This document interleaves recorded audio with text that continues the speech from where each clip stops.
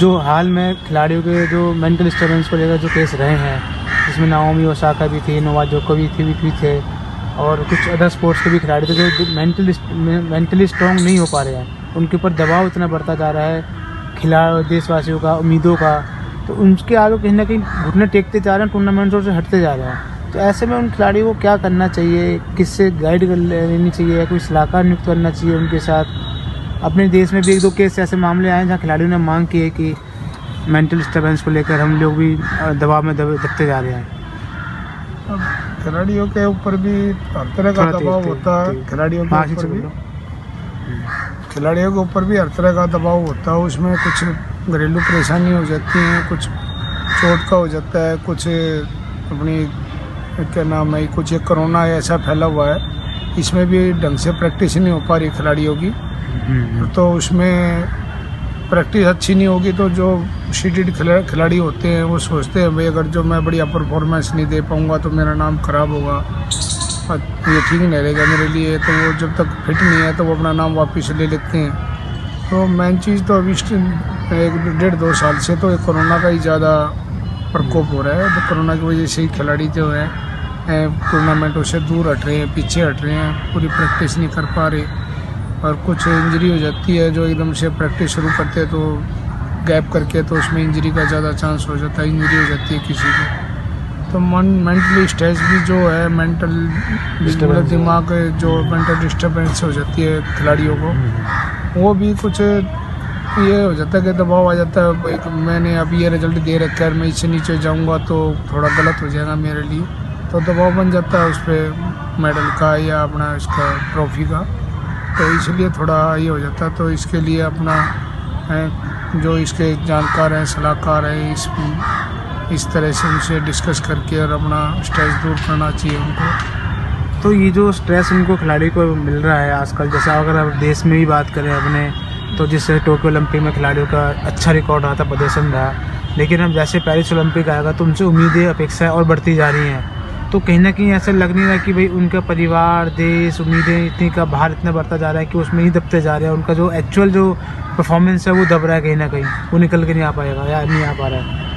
वही दिक्कत है ना कि उस पर ज़्यादा एकदम से चारों तरफ से हो जाएगा भाई कि हाँ मेडल का दबाव इस पर हो सकता है कि भाई हाँ मेडल लेना है भाई, ये लाएगा, उसको एकदम से चारों तरफ से इतना दबाव बना देती है पर पब्लिक भी है और कुछ अपना मीडिया वाले उसको एकदम से कोई मेडल आते इतना चढ़ा देते हैं, फिर नहीं आया तो उसको एकदम से और उसकी आलोचना शुरू हो जाती है। तो ये गेम है, ये हार जीत का हिस्सा होता है, इसमें जीत गया तो इतना ज़्यादा नहीं होना चाहिए भाई कि ये हीरो बन गया और हार गया तो एकदम से विलेन बन जाए, तो ये गलत होता है। तो उसको भी ठीक है, दो खिलाड़ी खेल रहे हैं तो दोनों जीतने के लिए आते हैं, जिसका उस टाइम पे अपना 100% दे रहा है कोई तो जीत जाता है। 19-20 का फ़र्क है तो हर एक में होता है। जैसे दीपक पुनिया पहलवान था, वो जीता हुआ था, कुछ इंजरी की वजह से, कुछ उसकी क्या नाम है, मेडल के दबाव में वही मेडल ना निकल जाए, इंजरी है मेरे को, कभी वो इंजरी ना बढ़ जाए, पसीना आया स्लिप ना हो जाए, ओलंपिक का मेडल ना खो जाए, तो इस मतलब नेगेटिव विचार मन में आ गया तो वो काम हो ही गया। तो एक तो नेगेटिव विचार मन में ना लेके आए खिलाड़ी, तो उसको अपना फ्री माइंड होकर खेलना चाहिए। और कोई भी परेशानी है तो उसके लिए अपना भाई पेरेंट्स से, कोच से डिस्कस करें, जो उसके लिए कोई अपना और उपाय ले, किसी क्या नाम है एक्सपर्ट से बात करके उनसे खिलाड़ी को जितना भी ज़्यादा से ज़्यादा उसको बेनिफिट मिले। तो फिर ऐसे में खिलाड़ियों को, कोई अगर खिलाड़ी इस स्थिति में फंसा हुआ है, घिरा हुआ है, तो उससे कैसे इस चीज़ से बाहर निकलने के लिए क्या करना होगा? कोई ऐसे कुछ खास टिप्स बताएं आप, या कि क्या आपको लगता है कि अपने ही देश में कोई ऐसा खिलाड़ियों के साथ मेंटल डॉक्टर या कोई ऐसा जितने कुछ भी ऐसे कोई स्पेशलिस्ट नियुक्त किया जाए जिससे खिलाड़ी मन की बात भी कह सके जो उनके मन में चल रहा है, जिससे वो मेंटल डिस्टर्ब ना हो? वही चीज़ें होती ना, तो कोई खिलाड़ी जैसे कोई परफॉर्मेंस डाउन हो गया किसी वजह से, चोट की वजह से या कुछ मेंटली डिस्टर्बेंस की वजह से, तो उसको ये ना कि उस पर ये क्यों हुआ, ये कैसे हुआ, ये उस पर बार बार प्रेशर ना डाल के उसको भाई पीछे की बातें भूलो, अपनी कमी को देखो, किस कमी से हार हुई है या किस कमी से लॉस हुआ है, तो आगे अपना उस कमी को आगे ना हो, तो उसकी कमी को दूर करके ना आगे अपना आगे बढ़ने का अपना रास्ता देखे। कोच का तो यही है, फर्ज बनता है। और भाई घर वाले तो ये होता है कि भाई अपने बच्चों को डाइट ज़्यादा से ज़्यादा अच्छी से अच्छी डाइट देने का, हर परिवार वाला कोशिश करता है अपने बच्चों को डाइट देने के लिए। कोच का भी यही होता है कि भाई अपने जो शिष्य है उसको भाई किस कमी में आ रहा है या क्या कमी रहेगी इसकी, क्या कमी रहेगी इसकी, तो उसको कमी को दूर करने की कोशिश करता है। अगर उस पर चारों तरफ से दबाव बना दिया, यार हार गया, ये हो गया, वो हो गया, तो उस पर वो और ज़्यादा मेंटली डिस्टर्ब हो जाता है। इसी मुद्दे पर आखिरी सवाल ये है कि जैसे आपका स्टूडेंट है दीपक पुनिया है, बहुत अच्छा पहलवान है, उन्होंने बड़ी बड़ी चैंपियनशिप मेडल जीत के देश को एक उम्मीद दी थी कि मैं ओलंपिक में मेडल लाऊंगा,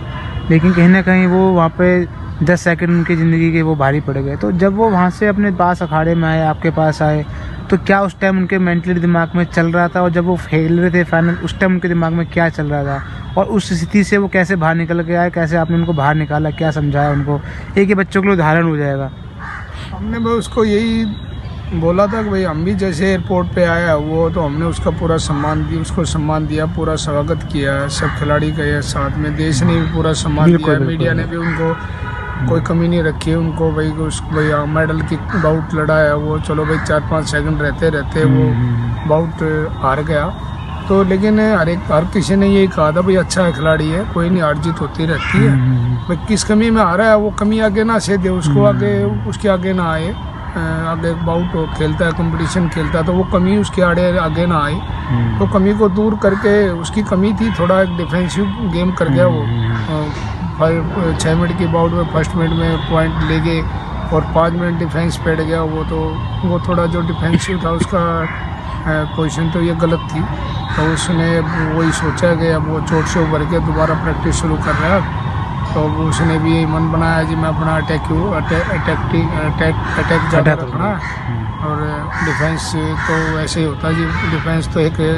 जड़ होता है, अटैक या काउंटर ये 2 चीज़ें होनी चाहिए खिलाड़ी के पास। उसने भी महसूस किया, कंपटीशन खेला, तो नया बच्चा है तो अब उसने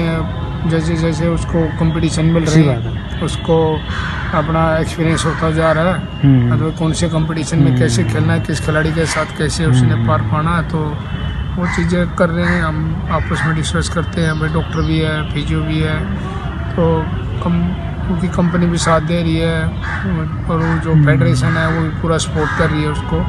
वो भी पूरा सहयोग कर रही है। भाई कोई नहीं, हम आपका मेडल मान रहे हैं। ब्रजभूषण शरण सिंह जी ने भी यही कहा है कि हम आपका मेडल मान रहे हैं दीपक जी, इससे कोई खाली मत मानो और आगे बढ़ो, आपका भविष्य अच्छा है, अभी तो उम्र कम है और 2 से 3 ओलंपिक और खेल सकता है। 2022 में कॉमनवेल्थ गेम्स, एशियन गेम्स, 2023 में क्वालिफाई वर्ल्ड चैंपियनशिप आ जाएगी 24 ओलंपिक के लिए, 24 में ओलंपिक है ही, तो अब तो 3 साल बाद, ज़्यादा समय भी नहीं रहा, 3 साल। हाँ बस ये लगा लो, ओलंपिक का तो 2 ही साल लगा लो। अब भाई 23 में तो वर्ल्ड चैंपियनशिप है क्वालिफाई वाली, वो 1 साल पहले हो जाती है, तो अब तो ये है कि अपनी कमी देखना है, बस ये ना देखना मैं हार के बैठ गया, मायूस होके बैठ गया, हार के मायूस होके बैठना और जीत के आवाबाजी में आना, ये खिलाड़ी का एक मतलब एक गिरावट का एक कारण हो जाता है। हार के कभी मायूस नहीं होना चाहिए, अपनी हार का कारण देखना चाहिए, क्या किस कारण से हार है, और जीत के कभी घमंड नहीं करना चाहिए, भाई मैं जीत गया और मैं ये, तो अब उसको लंबा खेलना है तो अपनी चीज़ों को मेंटेन करके और जब आगे बढ़ सकता है। इसमें एक मुद्दा ये भी है कि जो खिलाड़ी जैसे क्वालिफाई कर जाते हैं कॉमनवेल्थ गेम्स के लिए, एशियन गेम्स के लिए, ओलंपिक के लिए, तो उन खिलाड़ी जैसे कुछ ज़्यादातर खिलाड़ी राष्ट्रीय कैंप में भी रहते हैं, तो जो खिलाड़ी आपके पास रहते हैं तो क्या उनको आप क्या खास टिप्स देते हैं, क्या उनको आप कोई खास ट्रेनिंग करवाते हैं, क्या उनके लिए होता है, क्योंकि तीनों ही टूर्नामेंट बहुत बड़े माने जाते हैं। हाँ, ये ओलंपिक गेम्स तो मेन है ही है, उसके अलावा कॉमनवेल्थ गेम्स है, एशियन गेम्स है, और फिर वर्ल्ड चैम्पियनशिप, हमारे रेसलिंग में 4 टूर्नामेंट हैं जिनकी ज़्यादा अहमियत है, जैसे तो एशिया चैम्पियनशिप, कॉमनवेल्थ चैम्पियनशिप भी, लेकिन वो टिप्स तो ये कि खिलाड़ी जो जिस स्तर का उसको उस तरह की प्रैक्टिस सुविधाएं देनी चाहिए, हम भी देने की कोशिश करते हैं। हमारे देश में जो अपने पर्सनल सेंटर हैं या कुछ है तो उन पे हर तरह की सुविधा नहीं मिल पाती, सोनाबाद, स्टीम बाथ, स्विमिंग पूल और ग्राउंड वगैरह जो जिस तरह की चाहिए, तो फिर भी हम कोशिश कर रहे हैं भाई खिलाड़ियों को वो सुविधा मिल जाए जो हमें नहीं मिल पाई अपने टाइम पे,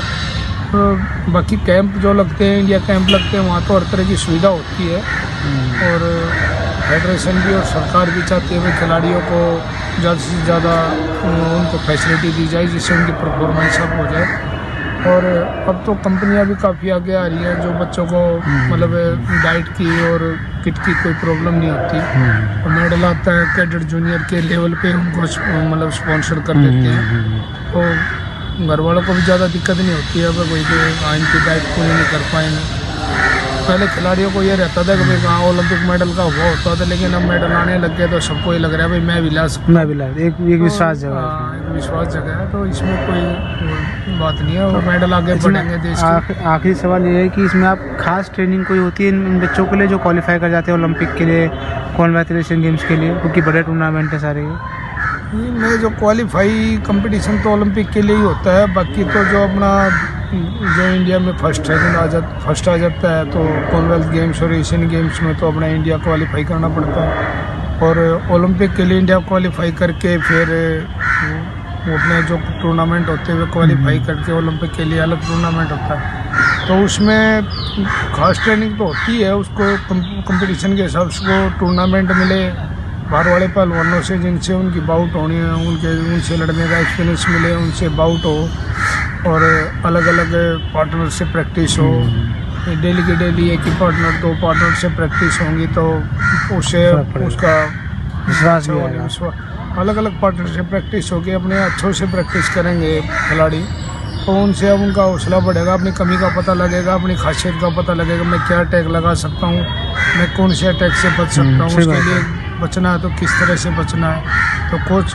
पर्सनल कोच है या कैंप वाला कोच है तो उससे डिस्कस करेगा भैया तेरी ये कमी है, ये तेरी खासियत है,